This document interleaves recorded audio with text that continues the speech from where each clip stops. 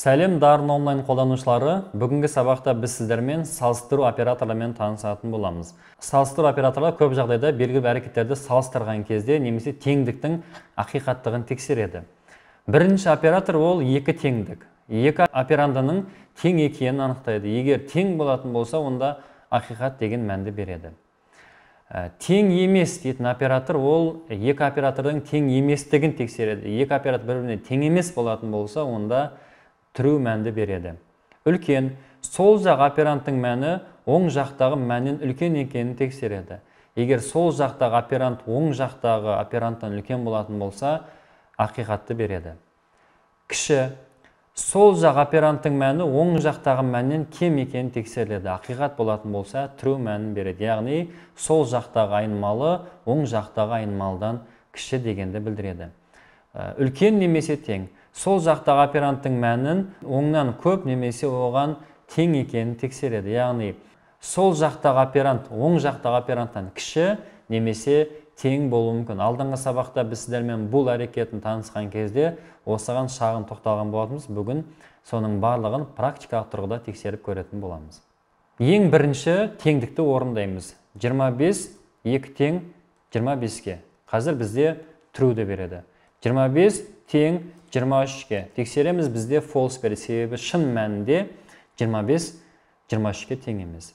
Бұл теңдік белгісі. Екі әрекет тең болатын болса ғана бізде логикалық оператор теңдікті білдіреді. Келесі тең емес операторы.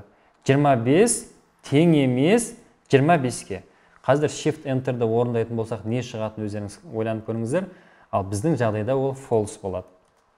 Себебі 25 пен 25 тең, ал біз оған айтып жатырмыз тең емес деп. Тең емес әрекетін орындайтын болсақ, тең болады. Тең әрекетін орындайтын болсақ, тең емес болады. Мысалға, 26 тең емес 23-ке. Қазір бізде true әрекет орындалады. Себебі ақиқат 26 23-ке тең емес.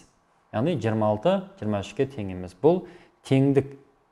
Соның ішінде тең емес белгісі. Үлкен 25 үлкен 12-ден. Қазір бізде true береді. Себебі шын мәнінде де 25 12-ден үлкен.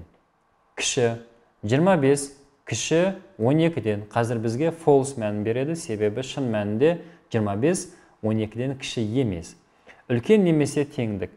26 үлкен немесе тең 14-ден shift enter true мәнін береді. Себебі 26 14-ден үлкен, бірақ тең емес. Яғни бірінші әрекет орындалса жеткілікті, одан кейінгісі маңызды емес. Демек, 26 үлкен немесе тең 26-ға дейтін болсақ та қазір бізде true береді. Себебі бірінші әрекеті false, яғни 26 үлкен емес еді, бірақ одан кейінгі теңдік әрекеті тең болғандығы үшін 26 үлкен немесе тең 26-ға. Келесі кіші немесе тең. 23 кіші 69-дан. Shift enter true шын мәнінде 23 69-дан кіші. 69 кіші немесе тең 69-ға. Shift enter true себебі 69 кіші емес 69-дан, бірақ тең. Осы әрекеттер екеуінің біреуі орындалса да жеткілікті. Бүгінгі сабақта біз сіздермен салыстыру операторларына қысқаша тоқталдық. Себебі алдағы уақытта біз шартты операторды қолданатын боламыз. Сол кезде сіздерде салыстыру операторына деген сұрақ туындамауы керек.